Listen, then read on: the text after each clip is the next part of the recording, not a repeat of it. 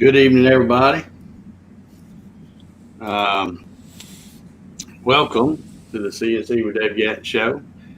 I thought about not even doing a show tonight because I thought, well, it's between the holidays, so there may not be, everybody may be busy with other things and stuff like that. And then I thought, well, some people kept asking me if I was doing one. I thought, well, I'll schedule one and we'll see who shows up. But it looks like we've already got a pretty good little crowd over there waiting in the chat over there. So here we are. We're going to do just a little question and answer session tonight. Next week, which will be the first Saturday of 2020, whatever day that is. I can't remember what day it is, 4th, 5th, something like that. We will be doing the results from the 2019 Gatton CNC Christmas Challenge. We had just about the same number of entries this year. We got several last minute entries, or I won't say last minute, within the last few days, I guess, 2 or 3 days. But I have to say the quality of the entries was significantly improved over past years. So I've already gone through the playlist a couple of times and I'm still scratching my head trying to figure out how we're going to work this, but I'm going to employ some other non-partial people that to help me out with the judging and see if we can all agree on stuff. But yeah, really great job on the projects. And of course, I'm glad. I hope you all remember that I've always said it's not about the video. It's not about how fancy you can do the video. It's all about the project. And there were some really cool ones. So anyhow, another thing I wanted to mention too before we get started is I've been really busy today, and I haven't had a chance to watch or look at Facebook much, but I did see a couple of people posting that they're going down the rabbit hole of pin holders. So if I can assist you with that rabbit hole, I just wanted to show you what I got today. I got a couple of these. This is a little mini 5-inch drawer slide. So these will be perfect for a pin holder. And in case you want to know where I got these, good old Dave has a link down below. If you just click the show more button right below the video here, you'll see a link to these very same 5-inch mini drawer slides. So pretty excited to get these. I'll probably be working on this sometime in the next few days anyway, if I don't get a chance to do it tomorrow. Anyway, let's have a look, see who we got over here. And I'm like so far behind on the comments. Now, let's see, Hobby's here, obviously. Mark Dixel, Dean, 11 Atlantica. Let's see, Ron Gudeau, Dave Clemens, another Dave Clemens, Barry Curtis. I'm just trying to run through these real fast. Barry Curtis. Rob Hampton's watching from down under. How you doing, Rob? Ronald Ledger. Becca Miller's in the house. How you doing, Becca? Hope you're doing okay on your build. Let's see, we got a lot of hi guys. Let's see. Jason Pulliam. David Eckler says good evening from Michigan. Thomas Grimm. There's Becca again. And Wayne Hurl. How you doing, Wayne? Dan Locran. Going to be hard to top last week's session. Well, I wasn't even going to try tonight because I really didn't think there was. And look, we got like 73 folks watching. And I'm thinking it's between the holidays. Probably won't have much of a crowd, but here you guys are. So Mike Haichu in the house. Hello from Kentucky. Let me see if I missed anybody here. want to leave anybody out. Oh, look here. We got awesome wood things. That would be the Piano Man, Matt Haas. Good to see you on here, Matt. Got my buddy Hitch Hamilton watching from rainy Southwest Florida. It's just started raining here too, not too long ago. Paul Stewart, how you doing, Paul? Harry Ragland, Joe Downard, how you doing, Joe? Man, Benji Long, Tim DeLine, Dale Ludlum, Stephen Toronto's with us, Ryan Ballard. Man, where you guys? They keep on coming. Steve from Harnell Media, how you doing, Steve? Okay, Steve Misher, Dave Matthews, Troy Pritchard, Mike Smith, Ron Cleveland. There's that lone Jim again. Jim. I don't know who that is. Jim. Just Jim. Jim. Rodney Williams, Jerry Bonifield, Lazy O Woodworks. That is John, I think. John. I can't ever say his last name right. Holthofer, I think, is it. Ed Newman's in the house. Grant Davis. Grant, what are you doing watching this? I tell you a little secret though, Grant. I've got a laptop right here streaming, so I'm gonna be sneak peeking at it too. Yeah. Grant said he got a previous engagement. Yeah. I'm going to be trying to catch a little of it myself. Hello from Alabama. I just watched that whooping that LSU put on Oklahoma, and I was kind of pulling for Oklahoma only because Jalen Hurts, which used to be a starting quarterback at Alabama, transferred and went there, and he's done real good this year, but just wasn't meant to be. Joe Burrow is the real deal, I keep saying, and I expect them to win it all. Sorry, Grant. I think they will. All righty. I've been looking at the comments here. I don't see any questions. If anybody's got any questions, especially beginner questions, again, I did the Black Friday weekend sale, about a month ago now. And a whole bunch of people took advantage of that. And then the ones that missed that, I had a whole bunch more that took advantage of the 12-hour sale that I ran on Christmas Eve. So Matt's got a question here. Okay. Near the bottom of the list there. Easy question. On the gantry uprights, 3 screws tighten the bottom V-bearings. These tightening screws pass through a small piece of hardware. What is that hardware called? Well, you can use a couple of different things. If you use the round one, it's called a dowel nut. And you can get those from McMaster Car. Or if you want to just make a little slit, you can use what's called a weld nut. And you can also get those from McMaster Car. Which is square. Weld nut is probably something your like local Ace Hardware or something like that's not going to, and even the big box stores, it's probably not going to have weld nuts. But they work fantastic because they're really thin. They're made for, to give you an idea, like here is this has slots in it. But this is a thin piece of metal. This is off a computer cover.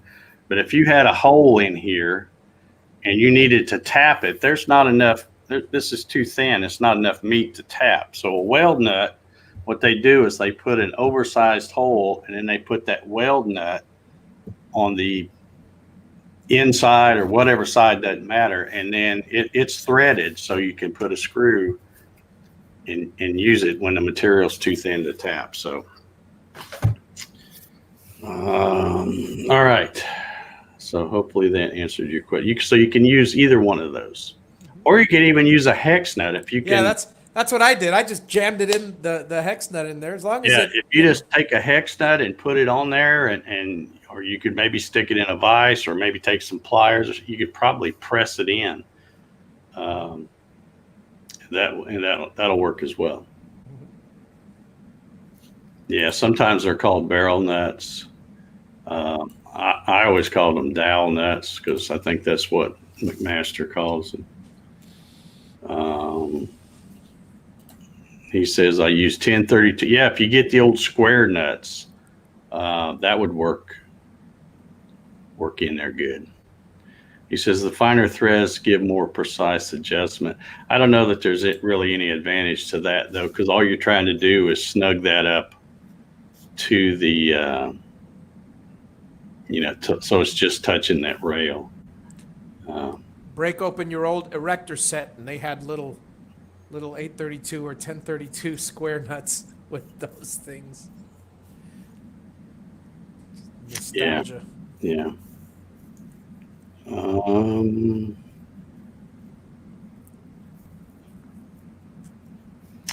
He's saying nut cert or rip nut. There's not enough room for that. I know what those are too, and there's not enough room for one of those in there. Any other questions? We're just going to take questions, and then every once in a while you're going to see me look over here to see what's going on the ball game. Well, I do have it muted, so I Just Jim has a question. Okay, let's see what Just Jim has. My Gatton is up and running after 6 months. I have set up soft limits, but when I load a test G code, it shows it outside of my table. Okay, he says I have set up soft limit switches, but I guess he means he set up soft limits in the software is what I'm guessing he means. That's what I'm guessing. But when I load a test G code, it shows outside of my table. Well, the only nice way to say it is obviously you don't have something set correctly then, or it would work. I've used soft limits one time, and I didn't see any advantage to them. I mean, I know there is for new guys and all, so don't start jumping on the comments. They're going, oh yeah, if you want to use them, fine. But for me personally, there's no advantage because I know how big my table is, and I just don't mess with setting them. Okay. Becca's comment is hilarious. Disassemble your old shoestring and you'll have a ton of them.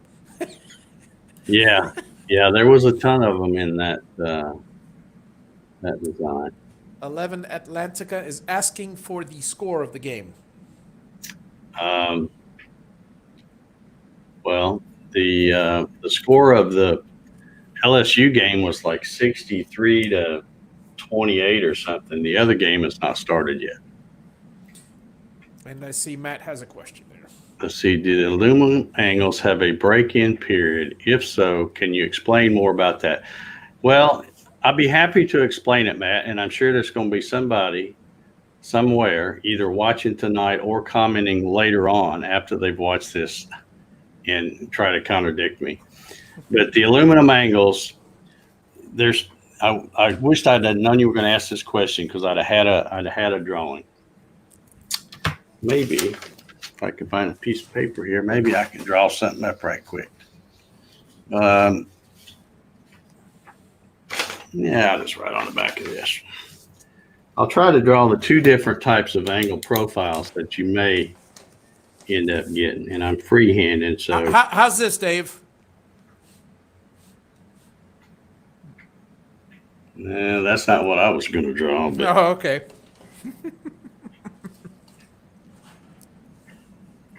Okay, there's one. That's the before and after.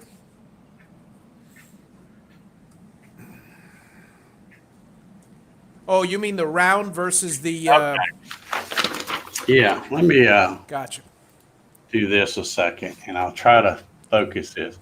Okay, now this is kind of a crude drawing, but the angle that you buy, you'll either get it where like this one, where it's sharp on one side and then radius going down on the other, or you might find some that have kind of rounded on both ends.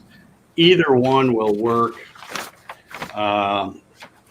is probably they'll get broke in probably a little quicker if you use the rounded ones. Yeah. But what happens is when you run that V groove bearing back and forth, it will. It will look like the picture on the. Yeah, it'll It will deform look. the aluminum rails. Yeah, this is how my edge was. It wasn't round. It was actually square because I got it from a metal place, aluminum place. So the end of mine. I mean, this is the end of the angle iron is the magnified, and then after you run those V groove bearings, there's a point in which it will no longer wear down, and it's perfect, absolutely perfect. Yeah, and see, trust me, there will be somebody who'll comment and go, "Oh, you shouldn't use aluminum," blah blah blah. But you want it to deform, and you want it to take the shape of that V groove bearing, and then once it gets that angle on it, it really won't wear much anymore at all. I mean, I've been running. I mean, I guarantee you, I got more hours on mine than anybody out there. And mine is it's perfect now because it's kind of wore down and got that angle on the two sides, and so it fits the bearings. And of course, I run 48-inch wide stuff all the time, so my angle's like that all the way across. If you set it up, Matt, and you start out running stuff, don't always run stuff on the lower left-hand corner, because if you stay in that area, then you're going to wear your angle in on that side, but the other side won't ever get broke in. So move stuff around, and when it's new, so that you get that angle broke in. Even before what I did, Dave, was even before I put my lead screws on, I just pushed it back and forth, side to side, then slightly snug them again, back and forth, side to side, and there's a point in which they won't snug any further, and it rolls perfectly, absolutely smoothly the whole way through. And like you said, try to avoid one area just for the sake of, you really don't want one side to wear out. Yeah. But that'll happen. That takes a lot of wear and tear. I mean, well, look at yours. Let me hit on this question a little bit. James Baker says, "Sorry, I do not have audio where I am, but my question is, what sort of speed limitations can I expect out of your machine?" Okay. Well, probably the only real speed limitation you would have is because it's using 5-start lead screws. You won't have as fast of rapids as you would if it was, say, a belt drive or rack and pinion or something like that. But as far as the speed cutting, there's probably not that much limitation because you can only cut wood so fast anyway. So I don't know if that answers your question, or if you can hear. I guess he's going to watch it later or something to hear what. Yeah, I'm responding to him by text, and I'm gonna mention something and then say what you repeat. What you said Okay. after. Rodney Williams says, "I've been doing 2D projects and producing nice products. I use VCarve Pro and would like to start 3D carvings. Any suggestions on how to start doing that?" Absolutely. VCarve Pro has a whole bunch of free, free clip art and free 3D models and stuff that come with VCarve Pro. Now, of course, with VCarve Pro, you can't create a new 3D model, but you can use the ones that are in the library of the software, and you can import from another software. For example, if you have Fusion 360 or SolidWorks or some of the less expensive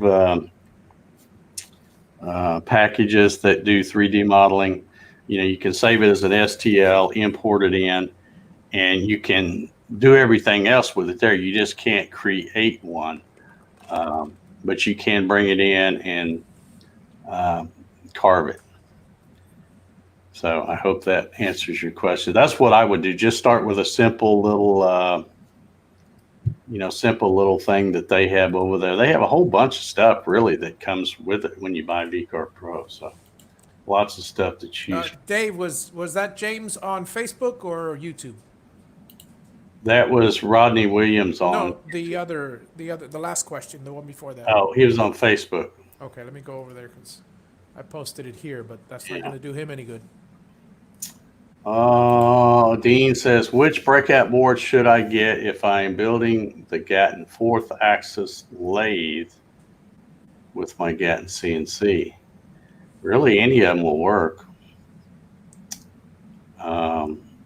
Using a 4th axis, if you're going to add are you going to buy 5 steppers and 5 drivers? You can really use it as long as the breakout board you buy has enough ports and pins. There's a bunch of them out there. There's not one or the other that I recommend. Just Jim says, okay, thanks. So hopefully we helped him out there. Let's see here. He says limits. What are those? Yeah. Terry Norton says, no questions, just got the plans today. Haven't been able to log into Facebook for years. Have to try to get my account enabled again. They shut me down before I even posted anything. Yeah. Terry, if you can get a Facebook account, even if you have to start a new one, it's well worth it to join the Gatton CNC Facebook group, because there's just I refer to that group as the world's best tech support team I have, because somebody can post a question in there, and usually before I see it, there'll be a half a dozen other people answer. So let's see here. I'm trying to make sure I don't miss any questions. So Jim Sinicola says he's watching on his phone. Are you watching the game on the phone, or are you watching the stream on your this live stream on your phone? Looks like looks like the ball game just got going here, so I'll try not to get too crazy about that. Matt says, I see, thank you, I've been watching a lot of videos. Yeah, a lot of people, and I'm the same way. When I watch a video, there's lots of videos, not just CNC stuff, but other stuff that I watch. And I might watch that video 4 or 5 times, and on the 5th time I go, man, I just now noticed that. I didn't notice that the other 4 times I watched it. So it doesn't hurt to watch them, just because you watch the whole series one time, don't think, okay, yeah, I got it, because it's always good to watch them. And I always recommend, my videos are broken down. There's like 11 of them, I think. And they're all broken down with kind of the order of the way I think you should put it together.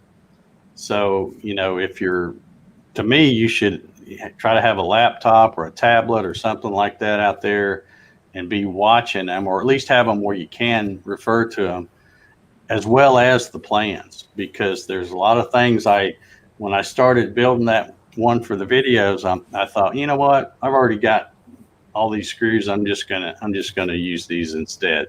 And I mentioned stuff like that in the video, that hey, I'm changing this on the fly. I'm not gonna mess with drilling holes and putting a bolt and a nut on the other end. I'm just gonna use wood screws or whatever. So. Yep.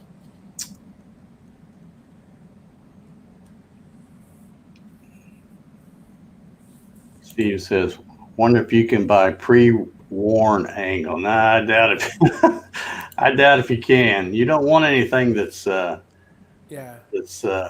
well, you don't want it. It doesn't take long. It took me 5-10 minutes, not even. It really is that short a time. You push it back and forth 20, 30 times tops. I mean, maybe 10 times. And it's worn to perfection. Rusty Nails Wood Shop, which is my old buddy Russ Meadows.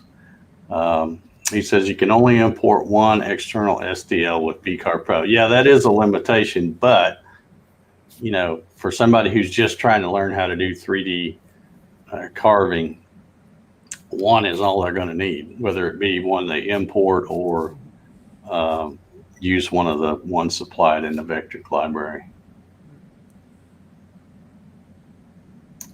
Harry says, I create 3D models and put them on Thingiverse as STL. I use VCarve to change the STLs to toolpaths. Yeah. Yeah, see, I've done a few of the Vectric supplied models that, I forget that whole package of different things you can get when you buy VCarve Pro. But I also can draw stuff in SolidWorks too. So and that's how I do it. I save it as an STL and then bring them in to VCarve Pro. Yeah. Terry, wait a minute, where'd it go? Terry Norton. I done lost the question. It's, here it is. He says, anyone using Blender to create 3D models? I'm sure somebody probably is if it'll do that. I'm not familiar with Blender, so I don't know. Yeah. Matt says it's a little overwhelming. Should you use shielded wire for adding limit switches? You should probably use shielded wire anytime you can. Yeah. It doesn't hurt anything. So.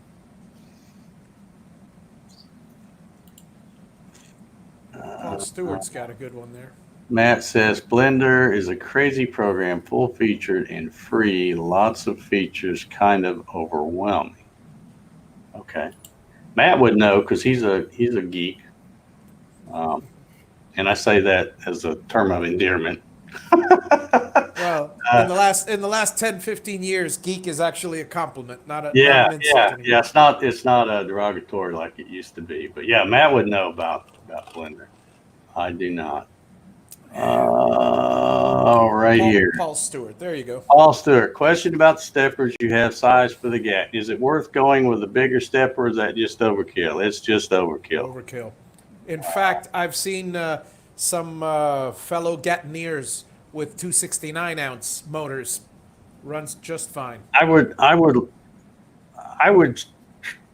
Let me just say this about the Gatton. For all you new people out there, resist the urge of that old saying, bigger is better. Whether it be table size, stepper motors, any of that stuff. Bigger is not necessarily better. Right. And yeah, bigger than 425 would be overkill.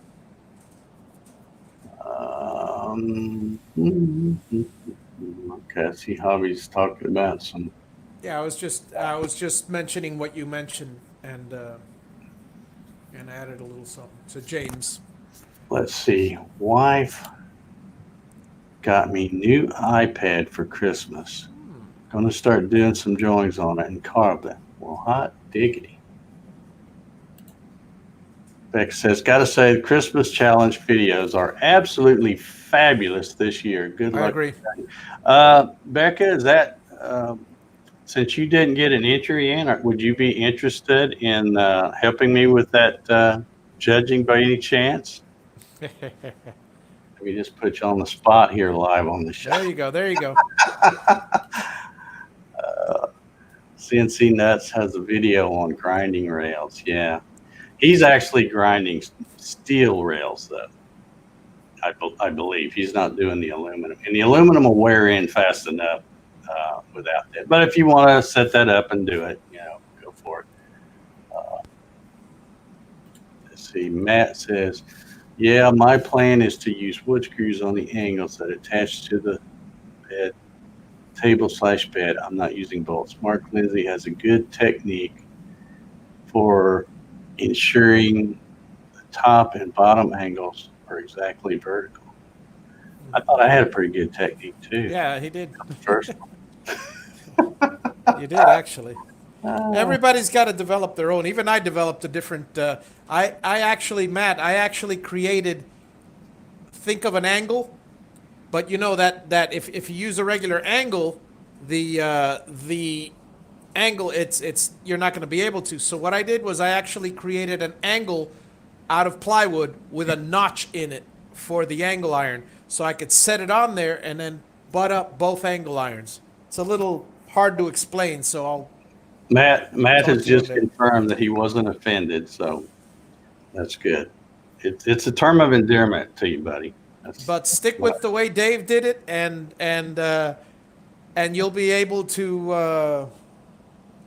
Well, heck, he's made how many Gattons produced on your machine at the moment? all of them, There you go. all of them so far.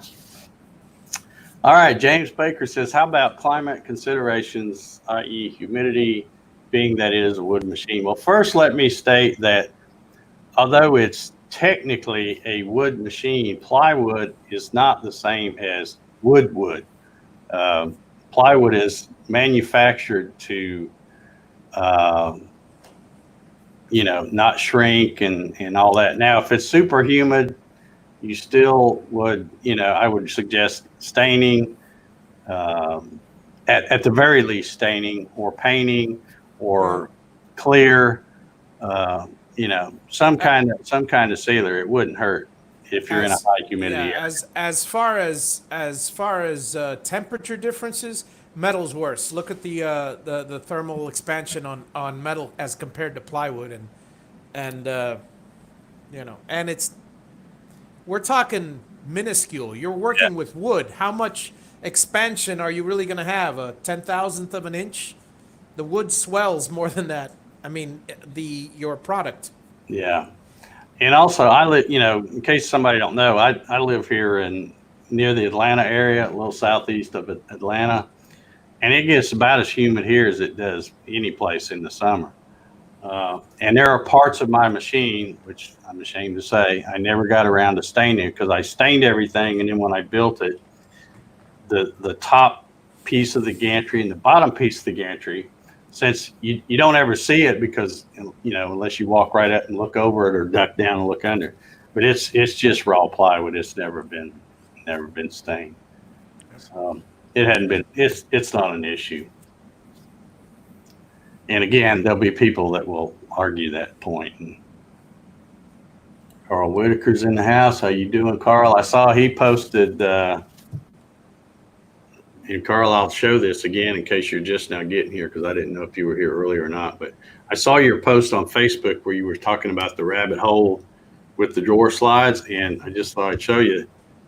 These are some 5-inch slides that are be perfect for pin holders, and I have a link to these in the show description if you want to make more. But it looks like you already got a good start on that. Let's see. That was my question. Okay.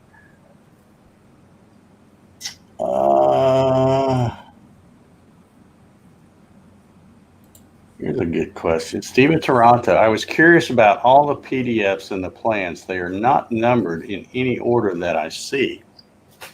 Well, I happen to have a set of plans right here. And if you print them out, like when you go to print, like the one I got in my hand right here says Z-axis box assembly. Well, the front page of that assembly, it's a sub-assembly drawing, and it says sheet 1 of 6. So when you open that up, there'll be 6 of them. So you should print that and then get them and staple them together. If you just sit there and print them all out and they get mixed up with stuff, but they're all in order by whether they're a little sub-assembly or whatever. By sections. Yeah. Yeah. And it's difficult to number the. And I know from working with plans all the time, it's impossible to work with plans because there's no standardized numbering system, and you're going to just confuse everybody. Because 1 of 6, 2 of 6, 3 of 6. Oh, wait a second. Does this one go with the gantry assembly? And if you number them all from 1 to X, it doesn't work that way either because you've got a lot of different assemblies. But what I'm saying is when you open up, unzip that zip file, and you go to one of the PDF, just like I said, the Z-axis box assembly. When you click on that, when you hit print, it's going to print all of the drawings, and there are 6 of them that go with that thing. So you print those out, grab them, staple them together, set them aside, and print the next one, and then everything will make sense. The total number of pages in the whole thing is like 44. Right. It all makes sense because you don't just throw a whole buttload of parts on the table and then start throwing stuff together. You do it in little sub-assemblies, and that's the way it's done. Same way I do it in the videos. Yep. Let's see.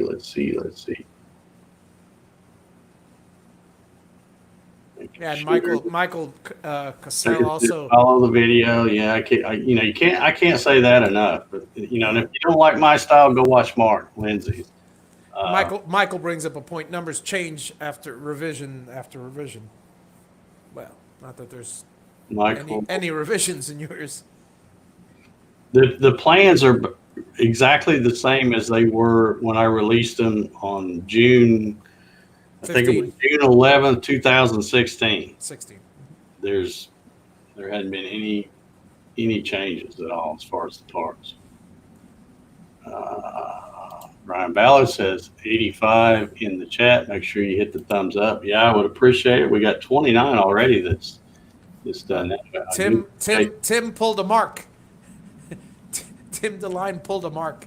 He put lights under his a 4-foot thin LED light bar under the gantry, and it lights up the work table while the machine is running. Okay. I've never been a, I'm not gonna say I'm not a fan because I don't really have it, one way or the other. If you want to put lights under there, fine, but you don't see any commercial machines with lights under there. I'm just saying. I'm a fan of lights, but I would be a fan of lights, except my other machine is just the whole entire area is lit so well that there's no shadow, and I hope to make this one the same way. I've already made it. I hope to light this one the same way. Oh, I see that comment now. Numbers change after revision. Well, that's not the case with mine because there's no revision. All right, I think we're caught up. Did I miss anybody's question? I didn't see you miss any. Looking on Facebook here. If I missed anybody's, throw it in there again because let's see what we doing on time. 38 minutes. Let me check the score. Nothing's changed. Looks like well, they're showing a replay right now. Hold on, folks. I do have a question. Just a what do you think question. Okay. I like what you think question. I know you designed it to be short, stubby feet to be a tabletop design. What do you think? What's your thoughts on making a table? Because a lot of people make tables. I made a contraption to go against a wall. It was crazy. But some people make tables. Some people make a table and build your model as is and set it on there. Well, here's my thoughts on that. Yeah.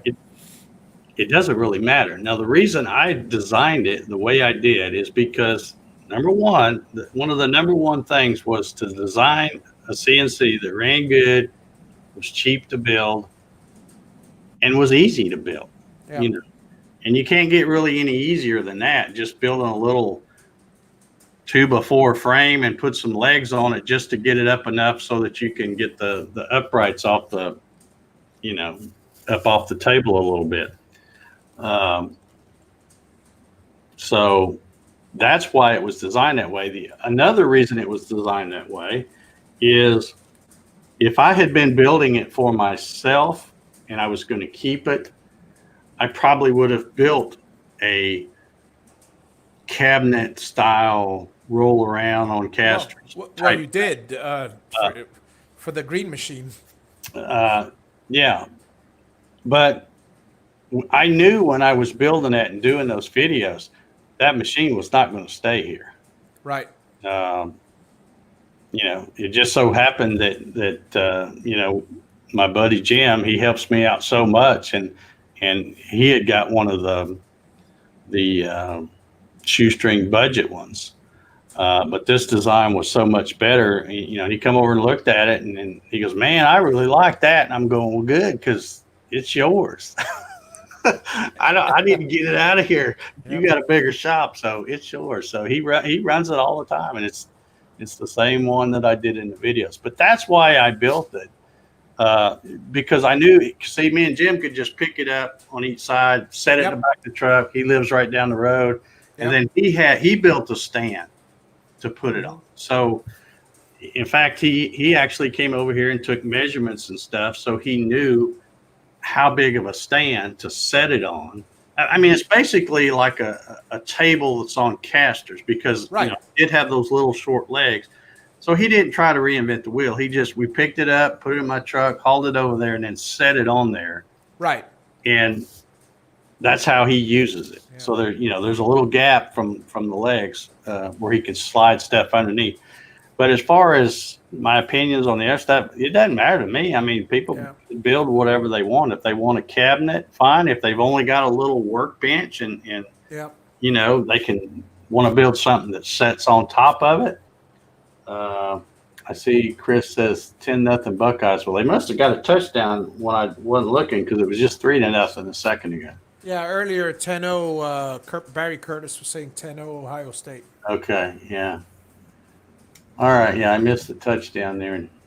All right, yeah, Keith Stanford. We got some new folks here. Let's see, Glenn Helwig's in the house. Benji Long is saying he uses the an LED halo ring for headlight accent ring. I've seen that done a few times with the for the attached to the spindle. Now this is I'm probably going to make somebody mad, but just me personally, I don't really see any advantage to those lights under the gantry, because well, there's a reason for that, Dave. If you have your shop, if you don't have your shop well lit, then I guess maybe it would help. But if you have your shop pretty well lit, I gotta say, you've said it before. You have you've got so many years CNCing that if you can avoid it, you wouldn't sit there and watch the thing carve. But there's many newbies out there who love watching their designs carve. I'm still, so-so. I mean, many designs I know how they're going to run, and I don't care to watch them. But there's some that I find fantastically interesting, and I do see the advantage to an LED in that case, if you don't have the lighting in your shop. Yeah.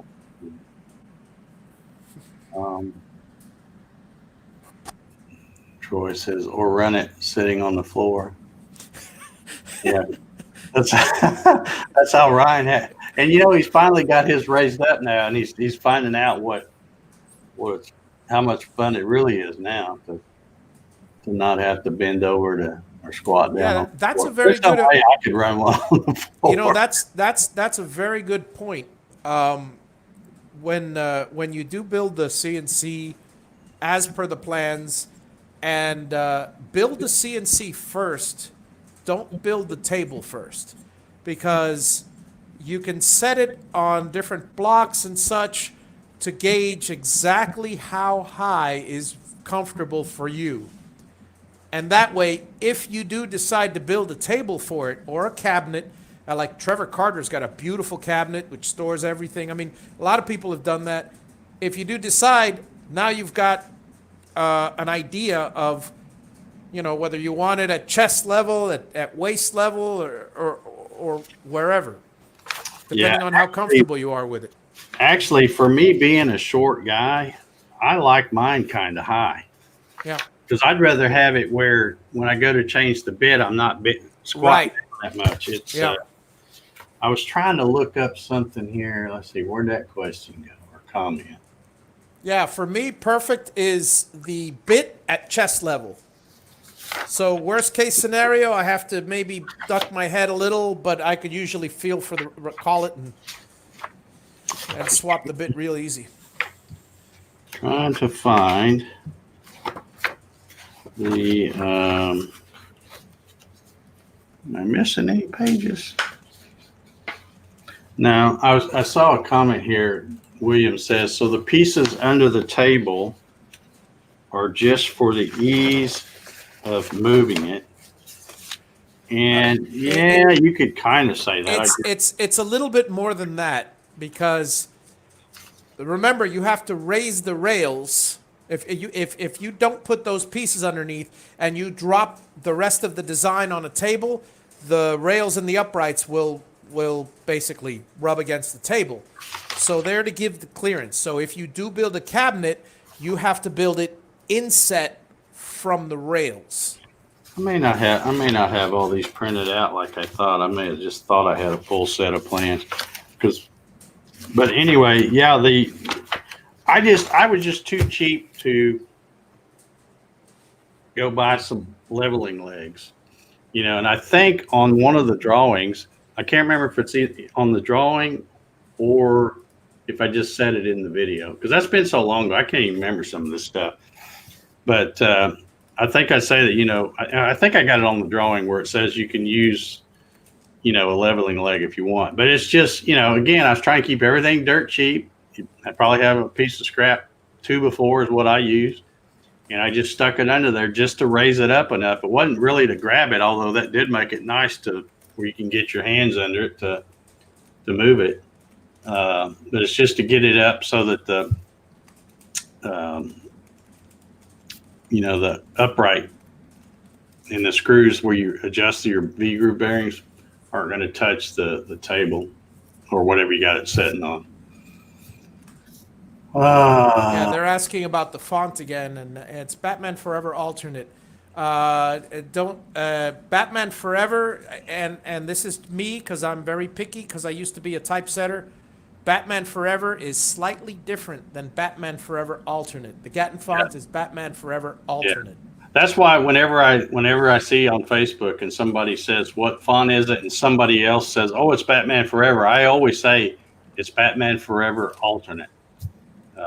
Because they are a little bit different. And Matt has nailed it there because I was showing him, I think, when you type, the reason mine looks different than some people's is because the way you type it, you think it's all in caps, but it's not really. Yeah, it's just the way Matt has it. It's capital G, then lowercase a t t o n, and then CNC is all caps. Right. That's how you get the ends looking different. The little point on one end will be going up, and on the other one will be going down. And you don't notice it, when you're, unless you're looking close. But I noticed it right after I cut mine, and I go, well, wait a minute, what did I do wrong? I go, the end's different. And then I came in here and I looked, and oh yeah, it's because the lowercase end looks different than the capital N. Yep. But it's funny because there were some people that have had their machines for a while and said they didn't even notice it until I brought that up. So, all right, what else we got here? Barry was saying MSC Industrial has 1/2 inch by 6 level legs with rubber pads. Yeah.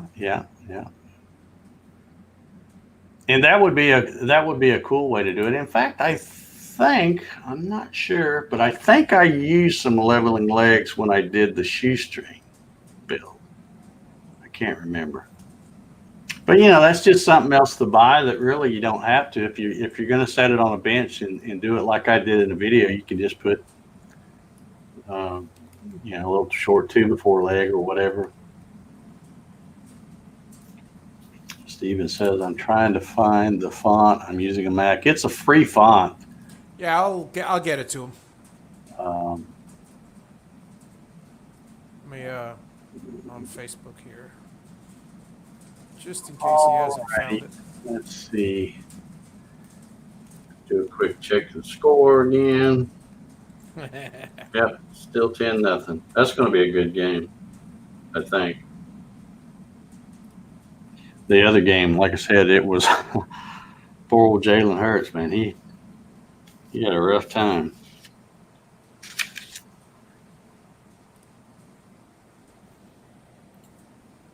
Do I have a link or recommendation for levelers? I would just go to McMaster Car, because if you're going to be ordering stuff from there anyway, you can find, they probably have about 300 different kinds. But you can get see, actually, now if you're going to build it like a bench top with it sitting on a bench or something, leg levelers would be great. But if you're going to build it on a cabinet, I would recommend either casters or casters and a leveling thing. In other words, where like out where my garage is, my floor is terrible. It's there was That's a long story, but there's been a lot of water run up under my slab and it's sunk, and there's not a spot anywhere on my garage there's not even a square foot that's the same thing. It drops or slopes one way everywhere. So I like everything on casters, but I always have to shim stuff up to get it halfway level. So you can buy these things that or you can make your own. Really, just buy some threaded rod and make yourself a bracket or something. If you can weld, take a piece of angle iron and drill a hole and then put a nut on it, weld the nut on it. And you can use those to, you have it on casters where you can roll it to where you want it. And once you get it where you want it, crank those down, have one on each corner, near where your casters are. And then you can raise it up. Now it won't roll around, and you can get it level. And I always use locking casters too.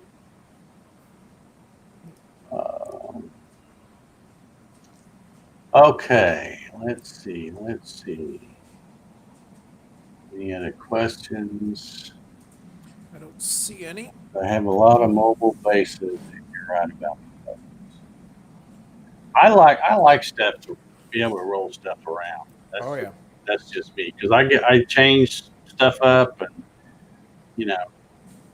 there's very few things I have in my garage or in my shop that aren't built on casters. I love casters. Okay. Here's Barry saying, Martin meets right to first review. Oh, he must have grabbed something, copy and paste. Yeah, MSC's got a lot of good stuff too. I just suggested MasterCard because I know Steve's probably going to be placing an order with them anyway. So if you want to get leg levelers, you might as well get them while you're getting other stuff. So the shipping won't be quite as bad. Alrighty, any other questions? We're going up on 55 minutes here. Nope. All Don't right. see any others. Here's how about accuracy and repeatability? I intend on using a laser with it at some point. Can you hit the same hairline consistently to do multiple passes if needed to cut thicker material? Yes. Yeah. I mean, that's pretty much a given that the answer is yes, because I use my Gatton CNC to cut everybody else's Gatton CNC. So if there wasn't accuracy and repeatability, God knows I would have heard about it by now. But yeah, you could actually, yes, you could definitely throw a laser on there and cut a piece over and over and over if it's too thick for you to slice through. What size material are you cutting, by the way? Yeah, and what size laser are we talking about? Because you may just want to get a CO2 laser if you're talking about very much. Yeah, because that's a tough It'd be tough to put a. If you use the small JTEX, they won't cut anything. They're just for engraving. And if you use if you use like a 40 watt, which is probably what's necessary for cutting, say 1/8 inch or actually 1/4 inch or 1/8 inch or above, then you're looking at, you can't mount the laser on the gantry. You got to mount the laser offset, and now you got to deal with mirrors. You got to buy mirrors, and then you got to really align each one. Yeah, yeah. At that point, buy yourself a K40 for $400. If you're talking about, really, if you're talking about cutting like balsa wood or real thin plywood or something, you could do it with that. But I've cut cardboard, just corrugated cardboard, and it takes several. I think I took like 10 passes just to cut that with my little JTEC. So it's I'd be thinking something else if that was what I was wanting to do. What is the Z travel on the Gatton? I don't know about that much. I'm just kidding. I'd have to check, because see, mine is actually kind of a custom one. Mine's a little different than everybody else's because I used that old metal Sidewinder CNC frame that I had from a build years earlier. My clearance is 6 15/16. That's, well, you can call it 7. To the bottom of the, the Z box has that nut on the bottom that'll to adjust it. That's and that's it. That's, you're looking at 7 inch. I think it's about what, 7 7.5 or 8 from the table to the bottom of the gantry. Of the gantry. The other stuff that hangs down lower. Right. And again, it depends on how much, what kind of spoil board you put on there too. So. Yeah. And the only reason that would be relevant is if you're engraving some bowls or something that's high and you're engraving short. Because if you're thinking of, and this has been said before, if you're thinking of engraving, say, a 5-inch piece, you're going to need a 5-inch bit. And if you have a 5-inch bit, you're going to need 10 inches of space for clearance. Remember, you need double the length of what's sticking out of the bit for clearance. So the maximum, let's say with 7 inches, theoretically the maximum you can cut is 3.5 inches, and that's really pushing it. I've cut 2.5 inches all the way through, and that's with a 3-inch bit. And I wouldn't recommend it. I have a spindle, I can make it go slower. If you have a router and you're doing 8,000 or 10,000, that thing will bend. Dan has a thing here. He says, how about a real quick summary? It's going to have to be real quick here because we're coming up on an hour. How about a real quick summary of what it takes to draw a simple square in VCar and then get that into Mach 3 to finally start that's easy. Cutting on the Gatton. Let me do a little stuff here. And by the way, Dan, a good reference for that is go watch Mark Lindsay's show. I forgot when it is. Is it Sunday mornings? Sunday afternoon? Well, Sunday mornings is the question and answer thing that he does, that normally is about whatever the video that he released. Yeah. At 7 a.m. Well, 7 a.m. my time Sunday morning, and then he does that Q&A later in the afternoon. That's it. Let me see if I can find it here. But it's. I think I've got. Bear with me 1 second, and I'll pull this up for you. Yeah, thanks, Glenn. 3 p.m. on Sunday is Mark's Mark Lindsay CNC. That's Lindsay. Yeah, he has his. Well, he's on hiatus right now. He's not doing video, right. But he'll be starting those back up after the first of the year. But he has them come out at 7 a.m. on Sunday morning, and then 12 p.m. his time, Pacific time, and which is 3 p.m. my time. He does the question and answer, which, like I said, is usually to talk about whatever questions people had on this video. Right. But now he's just kind of taking whatever questions, I think. He'll take all the he'll take questions, and he does work at his stuff is for beginners specifically, so it's a good forum. And mainly, I mean, if you look at the videos and stuff, he does a lot of VCAR Pro, Aspire, stuff like that. So it's mostly software stuff. You know, and I've watched this, you know, I watch him all the time, and I've seen when people ask him, like, you know, something about an X carb or some other machine, you know, he really can't answer because he doesn't have one. You know, he only knows you can only talk about what you got experience with. But yeah, as far as the software, he's the man. And I'll take the opportunity to plug my channel. It's been a long time since I've made CNC with Hobby videos, but they're still on YouTube. And one of the first ones is working with basic geometric shapes. So at least that part of it, you could watch the videos and you could see how to make different shapes. And the Mach 3 is, well, Dave's looking for that now, but it's pretty. Okay, here's the, let me do my little screen share thingy. Now this is already drawn. I need to move your question now. This is already drawn, but this is the test part, and I'm pretty sure that this is already. Didn't I put this in the file section of the Gatton CNC group? I thought I did. Yeah. But it's just really simple. You just, you know, you draw a square. I put a fillet on two corners. There's a let me slow down a little for him, Dave.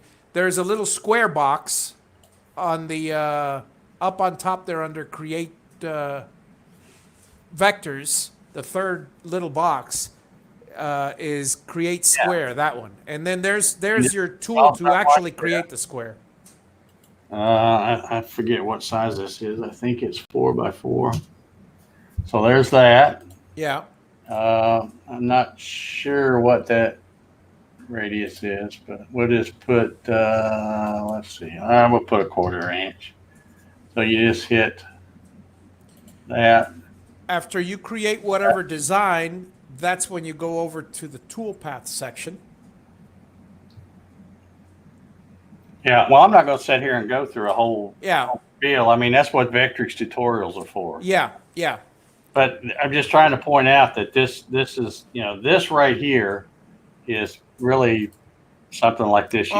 Okay. He says after the toolpath. Dave, which one is it? The CNC arcs? I mean, which is the toolpath for you? This is what you do, Dan. This is the one I use. Hold on here. Let me see. You probably can't see that. Mach 2-3 arcs inch. Yeah. Oh, what did I just do? Okay, Dan, it goes into Mach 3 by you save it into a file, and it will, and you either put it on a USB if you have a different computer. If you're using the same exact computer, well, find where it is, and then you open it in Mach 3. You open up Mach 3. You say basically you say open file, and whether it's a USB drive or like in my case, you're connected through Ethernet and you share your drive. It's up to you. There's 10 all roads lead to Rome. All right, I'm going to get this question keeps evolving here. Yeah. I mean, now we're into the Mach 3 territory here. Hold on. Let me see if I can get this going here. Yes, that Mach 3, rather, there are two files, and this is very important to anybody who's new listen carefully. There are two types of files that you're going to produce with VCarve. One is you save your CRV file. VCarve Pro is a CRV. Aspire is CRV 3D. That's your VCarve Pro file. VCarve Pro file. Make sure you have that saved. The second is your toolpath, which will be a TAP, is it, or a TXT? TXT. It could be anything. It could be TAP, G code, whatever. And that would be a text file, a G code file. It's a simple text file, TXT. You name it however you want when you're saving the toolpath, as Dave did in the last thing. And then here in Mach 3, you just open it. Okay, you can do it a couple of different ways. You can come here and put load G code. I usually hit this one right here, this button, just because it's bigger. And let's see if it's going to do anything. And it should ask you for the location. Yeah. It's going to take a minute because I got all this stuff open now. Yeah. But I got my new computer in too, by the way, folks. I didn't know if any of you watched the coffee sessions. You know, I had some issues Friday and got kind of a late start on the coffee sessions, and got a new computer, and it was supposed to be here Monday, but the UPS guy, bless his heart, he brought it today. So, okay, so if I come here, this is machine test program. This is that same file. If I come over here, let's see if I can make it bigger. I'm going to have to.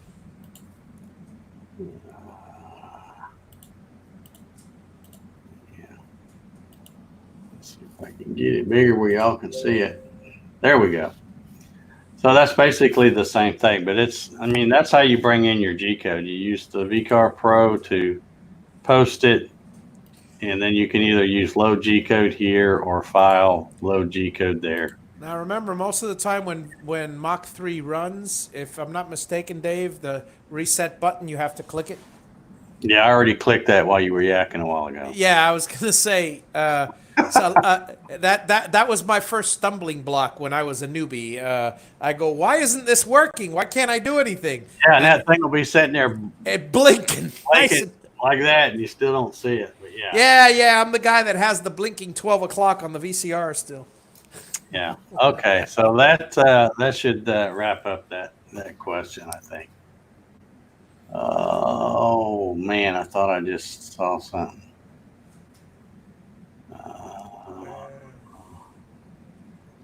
Yes, Dan. G code files are simple text files. You can actually set this up to tell it whatever kind of extension you want. It doesn't really matter.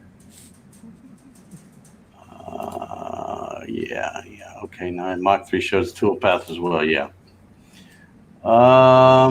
Ryan, you know that I've got about 10 VCRs in and amongst my stuff. If you've seen my Make Room for Hobby series. Okay, Matthew Simpson says, "Hey there, I've seen a few folks post where they made guitars. What materials do most folks use? What are they sourcing the electrical components?" It depends on what kind of. I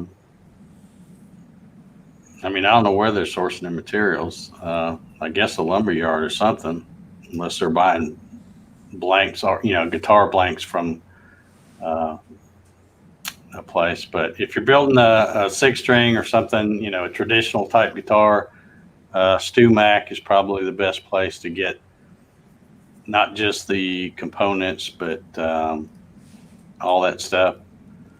And you can get them anywhere. Some are better than others. When you buy off of Amazon or something, you're going to get a lot of Chinese stuff. But a lot of that stuff's fine for if you're making like cigar box guitars. Like, that ran over my dog. Like these little small things that I make. This is like a 4-stringer. So, and that's just got a Southern Yellow Pine body, courtesy of Home Depot construction lumber. So, all right, let's see.